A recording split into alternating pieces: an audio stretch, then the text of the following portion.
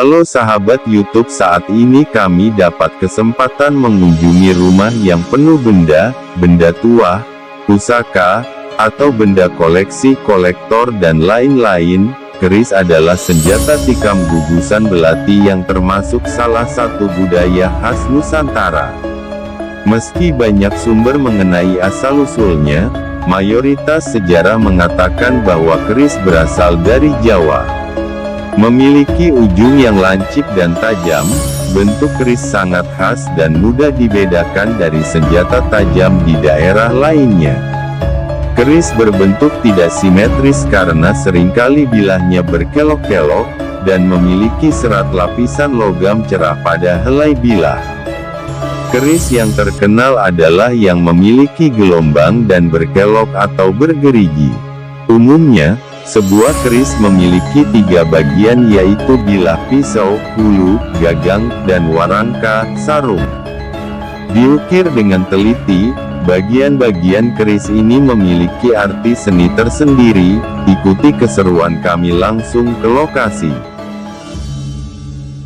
Di sini kita menjumpai sebuah benda kuno ya, seperti terlihat di belakang kita ini. Ini adalah Linggayoni, salah satu benda peninggalan kerajaan-kerajaan zaman dahulu. Kita bisa lihat bentuknya seperti ini ya, berukir dan ada motif kepala naga ya di bawah ini. Ini adalah sebuah lambang, kalau orang-orang itu biasanya menyebutnya itu lambang kesuburan ya, lambang kesuburan. Karena ini dari bentuknya ada lingga, kalau sekarang itu adalah lelaki, dan yoni adalah perempuan. Jadi satu pasang menjadi suatu lambang bahwa itu adalah lambang kesuburan. Assalamualaikum.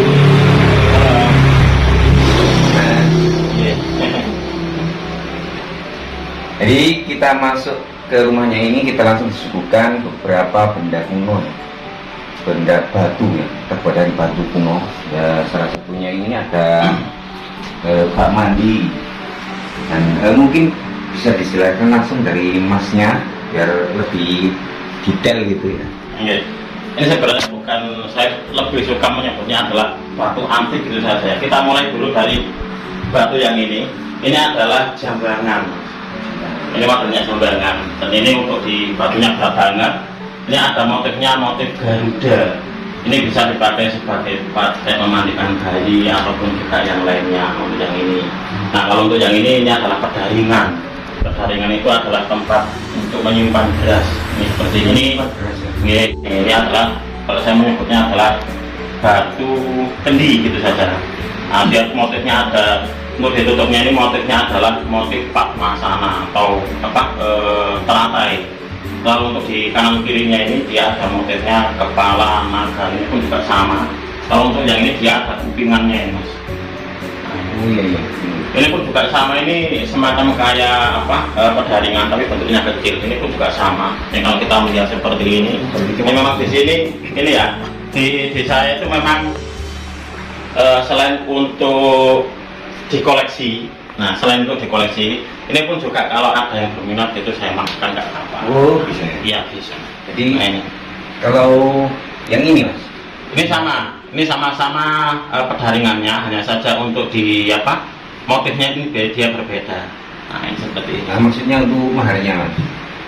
Kalau maharnya atau nilai dari barangnya, ini biasanya saya tidak pernah menyebut soal angka. Oh, nggak bisa. Tapi nanti kalau seumpama katakanlah ada gitu, nanti bisa langsung japri biasanya gitu, atau melalui panjenengan gitu. Jadi kalau untuk di umum seperti ini saya tidak bisa menyebut dengan nominal mahar. Oke. Oh iya. Kalau ini adalah lambang Surya Majapahit. Ini diagram di Watana Wasana. Ini pun juga terbuat dari batu. Jadi ini bukan cocoran. Kalau untuk yang ini semacam kayak batu wasuan mas, bisa dipakai untuk mencuci tangan atau juga dengan cuci muka. Oh, kayak wastafel gitu. Seperti itu memang untuk di konsepnya. Nah, ini ada lambangnya Garuda. Nah, ini. Lalu juga ada dakon, ini pun dakon ini juga terbuat dari batu. Lalu juga ada linggayoni. Nah kalau untuk yang seperti ini mungkin ada yang sebagian menganggapnya seperti kayak dibuat apa ya, peraguan. Oh, buat abu itu. Itu kayak ini. Kalau untuk saya ya dibuat koleksi gitu saja. Silakan dilihat, untuk di motifnya bagus banget. Nah kalau untuk yang ini adalah batu ini mas. Kalau zaman dulu kan ada namanya itu lampu sentir. Lampu sentir, tapi ini selampunya dari batu. Nah ini tinggal ngasih katakanlah minyak, entah itu minyak jarak. Kalau sekarang kan kayak minyak kelente atau minyak tanah gitu. Kalau untuk di zaman dahulu kalau nggak salah adalah minyak jarak ya. Kasih sumbu bisa dipakai untuk Yang lentera gitu. nah itu seperti itu. Kalau untuk yang ini antanya dari Kendes. Ini ukurannya unik segini. Ini adalah ukuran yang bisa dikatakan rare item karena kebanyakan itu ukurannya besar-besar mas. Iya. Kalau untuk ukuran besar itu memahatnya gampang, tapi kalau ukurannya kecil memahatnya sulit. Biasanya yang kecil itu lebih mahal. Soalnya yang dihitung itu dari kerumitannya. Kerumitannya, kalau dia besar itu dia mahatnya kan gampang. Iya. Dari detailnya itu gampang. Detailnya. Tapi kalau semakin kecil itu dia semakin rumit banget. Semakin fokus. Semakin fokus nih. Makin lama ya biasanya. Nah ini adalah batu-batu antik saya. Kalau yang di sana itu yang agak kecil itu nggak ada juga. Oh ada lagi. Iya. Ini kan ada juga. Nah ini bisa dibuat sebagai tempat kayak menaruh perhiasan. Ini. Oh ya kayak peti gitu ya. Oke, ini ada peti tapi kecil. Nah ini pun juga ada tutupnya. Jadi hampir semua perabotan ada mas ya. Insya Allah. Terus yang ini adalah mandala, batu mandala. Ini bisa dipakai sebagai kayak diberikan apa ya, tempat bunga. Jadi tempat bunga kalau kita melakukan ritual tertentu atau apa. Tapi kalau di saya lagi dipakai sebagai koleksi itu saja. Kalau ini dia peripik, ini peripik, ini seperti ini. Pakai buat tempat menyimpan mustika atau apa gitu ini. Penyimpanan. Oke. Terus lalu yang ini bisa dipakai sebagai untuk pagupaan batu ini. Oh untuk yang bawah tadi ya. Oke. Tempat saji. Kalau untuk yang ini biasa dipakai seperti kayak dikasih bara lalu ditaburi dengan kayak kemenyan gitu seperti itu. Oh dibakar lah. Oke. Makanya saya menyebutnya adalah batu pagupaan. Nah ini seperti itu. Soalnya kan bentuknya itu akan mengecil. Jadi di sini kasih bara. Motifnya sama sebenarnya. Motifnya sama, Padma. Padma itu adalah teratai. Oh teratai. Teratai itu seperti itu. Ini adalah koleksi dari batu-batu antik saya ini seperti ini. Jadi di saya itu ada yang batu antik, kalau juga kayak senjata antik seperti itu dan juga pusaka. Mas. Jadi kalau di saya lebih banyaknya itu adalah pusaka, entah itu keris atau tombak. Nanti bisa saya jangan untuk masuk ke dalam. Oh bisa ya? Bisa, monggo. Nanti habis di batu, mungkin nanti di Pataka, di situ nanti kita masuk ke dalam untuk tak lihatkan pusaka-pusaka koleksi saya. Wah mantap sekali. Kita ditunjukkan maksudnya untuk senjata Pataka ya. Ini adalah Pataka. Pataka ya? Ini adalah senjata Pataka ini mas. Oh ya satu lagi tadi saya lupa. Ini pun juga meja saya juga dari batu antik. Oh iya. Jadi ini apa ya? Orang antik harus punya sesuatu yang antik juga. Harus berjiwa itu. Ya, harus. Iya, harus koleksinya. Kalau yang ini adalah koleksi Pataka. Kalau untuk yang ini sudah laku sebenarnya. Oh yang Cuma sama beliaunya masih belum belum boleh dikirim dulu. Nah ini adalah Pataka. Seperti ini. Untuk satu-satunya saya kurang ini ya, kurang tahu nama satu-satunya. Karena namanya itu kan panjang-panjang untuk dikatakan itu. Ini bahannya dari apa ini? Ini kalau teman-teman ada yang menyebutnya dari Kuningan, ada yang dari Perunggu. Tapi kalau saya pribadi lebih amannya adalah dari Kuningan. Kalau saya, Pak dia melalui proses penuaan seperti itu. Saya kalau sekilas ya, saya nggak Kuningan ya. Nggak terlalu kuning ya. Ada semacam kayak hijau-hijau. Antik. Itu memang dibuat antik memang seperti ini. tapi banyak juga yang suka dengan jenis pataka seperti ini. Jadi dulu saya tuh waktu sebelum menggeluti dunia tosan aji secara lebih utuh, saya dulu sebenarnya adalah penjual antikan. Jadi saya jualan yang kayak kuning-kuning seperti ini, kuningan, perunggu itu seperti itu kayak gitu. Nah, ini adalah koleksi-koleksi saya. Alhamdulillah ini banyak yang sudah termahal. Salah satunya adalah itu sudah agak lama itu. Masa beliaunya masih belum boleh dikirim dulu, karena waktu itu beliau pindah tugas ke daerah Bandung kalau nggak salah. Di alamat barunya masih belum tahu saya. Kemarin sudah saya hubungi, masih dianukan apa? Ya nanti. Ini masih repot ya. Mungkin juga seperti itu. Nah, ini adalah pataka, lalu untuk di sebelahnya itu tombak. Dia berada di Jakarta, ini adalah tombak. Ini adalah bagian dari koleksi saya. Tombak-tombaknya ini. Karena untuk di koleksi yang agak banyak ada di data. Mungkin juga di teman-teman panjenengan, di teman-teman channel apa? Ya, untuk di channel Mbak Meong sama Jelajah TVI. Nah itu nanti kalau bisa menghubungi, ya bisa nanti kita kasih nomornya Mas. Juga saya juga berpesan kepada teman-teman yang memiliki pusaka katakanlah di rumah, entah itu pusaka tinggalan atau bukan pusaka yang dia memahari, alangkah baiknya juga dirawat. Gitu. Oh iya, iya. Jangan sampai gini, jangan sampai kan ada gini Mas, di pusaka itu ada yang namanya cerita yang sebenarnya itu keliru. Cerita yang keliru itu seperti apa Mas Tony? Nah, cerita yang keliru di dalam masyarakat kita itu masih menganggap tabu masalah keris dan juga yang lainnya. Oh iya, ya. Sebagian Nanti bagaimana cara makaninya atau memberinya makan atau apa? Sebenarnya itu tidak seperti itu. Jadi kita itu harus merawatnya sewajarnya saja. Tidak ada yang katanya makani pusaka itu nggak ada. Yang benar adalah kita merawat pusaka. Ya. Itu seperti itu. Nanti kalau katakanlah kalau di tempat saya ini Mas, semuanya sudah dalam keadaan diwarani. Diwarani itu artinya dicuci. Oh, dicuci. Dicuci. Kalau orang-orang awam itu bilangnya kayak samasi gitu loh. Oh, dijamasi. Gitu. Jadi semuanya rata-rata sudah dalam keadaan bersih. Kalau kotor, ya saya kirim ke tukang saya. Saya punya tukang sendiri, tukang warang saya. Tukangnya sendiri. Iya, saya ada. Itu seperti itu. Nah, kalau untuk di teman-teman biasanya yang di desa-desa kampung-kampung itu kadang-kadang kalau nggak dilarung, dirusak. Dalam artian dirusak seperti apa? Kayak digerenda gitu Mas. Oh iya. Atau diberikan orang. Kalau diberikan orang masih mending. Tapi kalau dilarung atau dibuang atau dirusak, nah itu yang harus kita luruskan. Jadi cerita yang di kampung-kampung, cerita yang beredar di masyarakat saat ini, yang seperti itu, yang miring tentang pusaka harus kita luruskan. Itu seperti itu. Oke. Saya tunjukkan kepada sampean dan juga teman-teman pusaka-pusaka koleksi saya. Insya Allah ada 100 lebih pusaka. Wah iya. Monggo. Termasuk ini gudangnya pusaka ya Kang ya. Bilang itu tempatnya itu rumah pusaka ya, penuh dengan 100 lebih nih Mas. 100 lebih. Iya, iya. Coba kita ke sana Kang. Ya, mari. Nah, Kita masuk. Assalamualaikum, rayu sambil mati amit. Nah ini adalah beberapa dari pusaka-pusaka koleksi saya. Ini kalau Anda sama melihat, coba silakan di zoom di kameranya. Boleh mendekat. Silakan mendekat. Ini untuk di warangkanya kebanyakan sudah di servis atau juga sudah saya berikan baru. Nah kalau yang seperti ini Mas, ini masih original tapi belum diservis.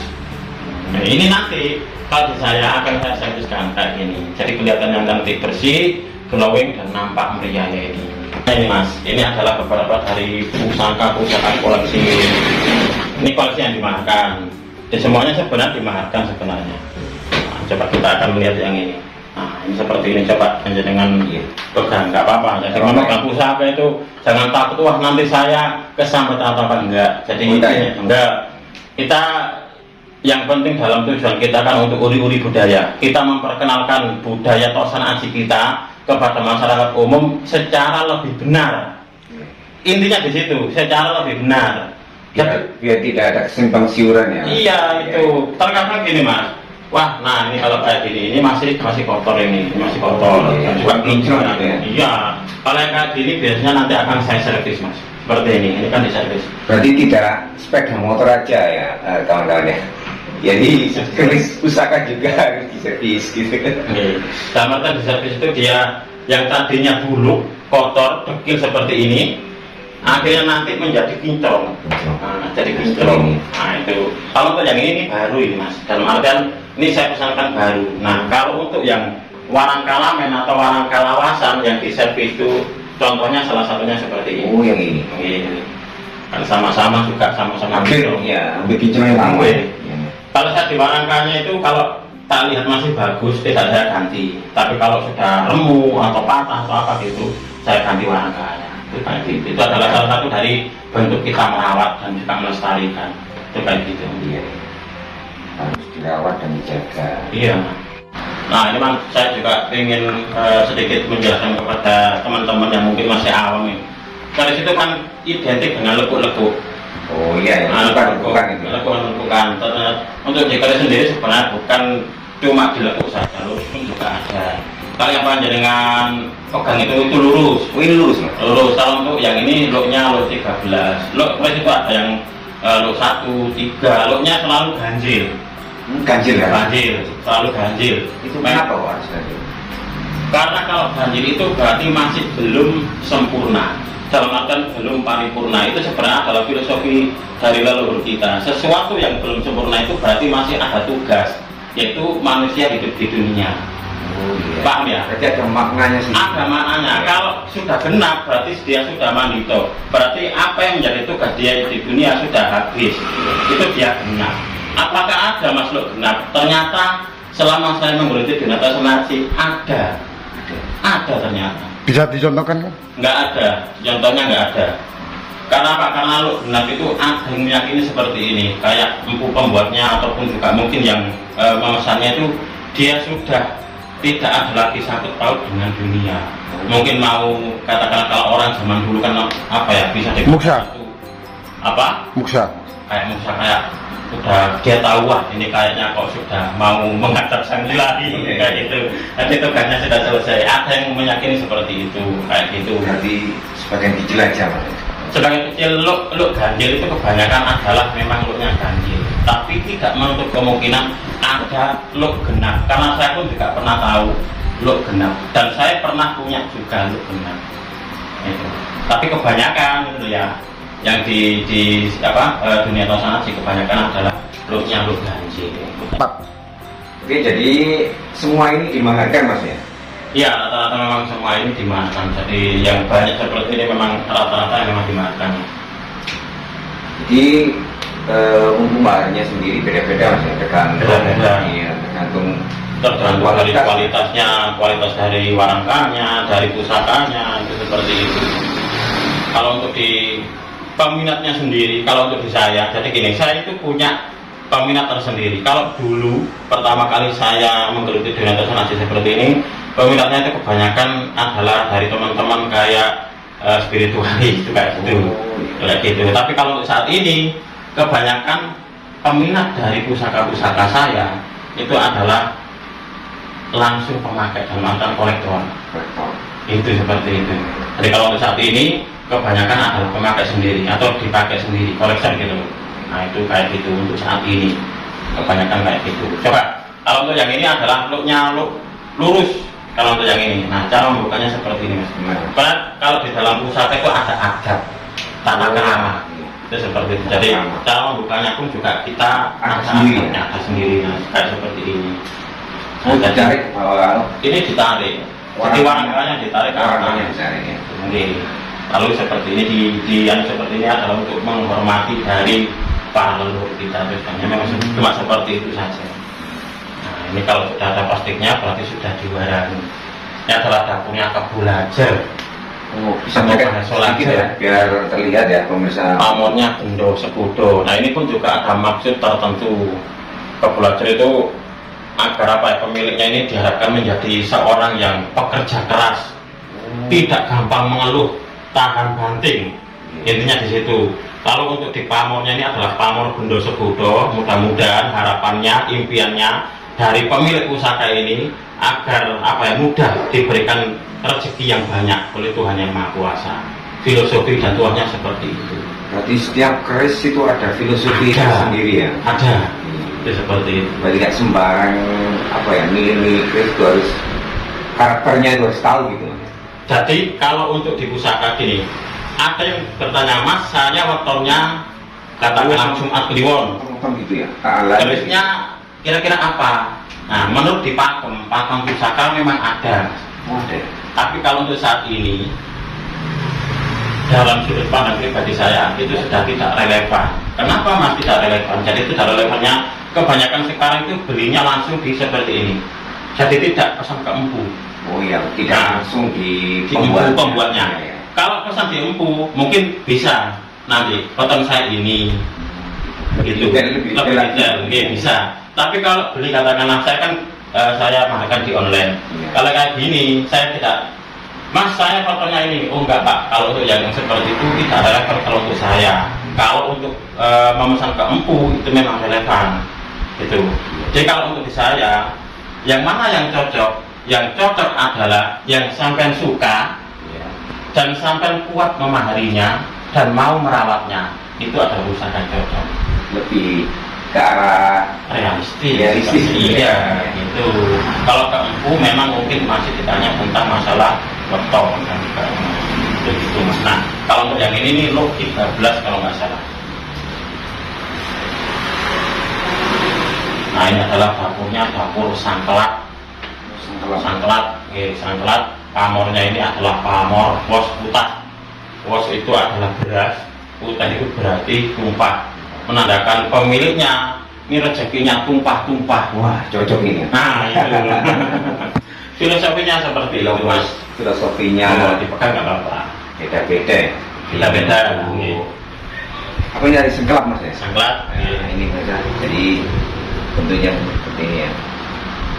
Ada luk-luknya ya. Luk 13. Sangkelat. Di namanya luk 13 itu dihitung dari Jumlah luknya. 1, 2, 3, 4, 5, 6, 7, 8, 9, 10, 11, 12, 13. Oh iya ya. Jadi setiap lengkuknya ini. Gitu. Ini pun juga sedikit pengenalan kepada teman-teman ya di channelnya. Nanti kalau punya pusaka peninggalan dari leluhurnya, alangkah baiknya dirawat. Kalau kotor silakan diwarangi. Bisa menitipkannya ke saya boleh, atau kalau panjenengan pengen membersihkan sendiri boleh, nggak masalah. Yang penting dirawat, jangan sampai dirusak, itu saja. Oke teman-teman, jadi inilah koleksi Mas Kristanto yang sangat banyak sekali. Jadi untuk teman-teman yang ingin berminat ya, untuk ingin memiliki keris pusaka atau yang lainnya tadi yang kita sudah ulas ya, bisa nanti langsung bisa menghubungi nomor beliau. Kalau berminat bisa di komentar, juga bisa nanti kita cantumkan di deskripsi. Jadi untuk penutupan ya, mungkin Mas Mal sendiri ada pesan-pesan untuk pemirsa di tanah air ini? Oke, kalau untuk di pesannya ya itu tadi, bahwa jika sobat ini mendengar atau katakanlah di dalam lingkungan masyarakat masih mentabuhkan pusaka atau tosan aji, alangkah baiknya untuk saat ini dirubah cara berpikirnya. Karena apa? Karena setiap tosan aji itu mempunyai filosofi Ya. tersendiri, ajaran leluhur kita, itu kayak gitu. Dan juga kalau Anda memiliki pusaka di rumah, alangkah baiknya mulai sekarang diambil, dilihat. Kalau memang itu kotor, berkarat, silakan dibersihkan. Silakan, kalau nggak bisa dibersihkan sendiri, silakan ke tukang warang. Kita bersama-sama untuk menjaga dan merawat serta melestarikan budaya tosan aji Nusantara. Karena apa? Karena kita adalah pewaris dari budaya ini. Jangan sampai Mas, jangan sampai pusaka-pusaka kita nanti itu justru tambah ke luar negeri. Oh iya. Nah, kenapa saya bilang seperti itu? Jadi gini sobat, saya ini adalah memang memaharkan pusaka, tetapi khusus untuk wilayah Indonesia. Saya tidak mau memaharkan pusaka sepuh saya ke luar negeri. Meskipun di sana banyak peminatnya, nggak ada. Berarti dibatasi Mas. Saya memang jadi saya gini loh, biar anak keturunan kita nanti katakanlah belajar pusaka dari leluhurnya itu di sini masih ada. Jangan sampai anak keturunan kita nanti belajar pusaka di negeri orang. Iya. Jangan sampai seperti itu. Itu gitu sobat. Jadi Sangat penting itu, Mas. iya, itu sangat penting sekali. Jadi sekali lagi saya ingin mengingatkan, jika di antara sobat ini ada yang mendengar atau apa ya istilahnya itu mendapatkan cerita yang negatif atau yang tabu dengan pusaka, alangkah baiknya dirubah cara pikirnya, karena memang tidak seperti yang beredar di masyarakat tentang pusaka itu. Lalu yang kedua, kalau Anda memang punya pusaka di rumah, entah itu dari Mama Hari ataupun juga dari para leluhurnya dulu, silakan Anda rawat, karena kalau bukan kita yang merawat dan melestarikan, siapa lagi ya, seperti ya. itu. Oke, Nanti mungkin akan hilang malah. mungkin sedikit seperti itu saja. Ya, terima kasih Mas atas Oke. waktunya hari ini. Sama-sama, oke. Jadi sudah jelas sekali ya kawan-kawan untuk penjelasan tentang keris-keris di tempatnya Mas Guntur ini ya. Jadi untuk video kali ini kita cukupkan sampai di sini. Mohon maaf kalau ada salah-salah kata. Saya akhiri. Salam rayu, salam budaya. Assalamualaikum warahmatullahi wabarakatuh.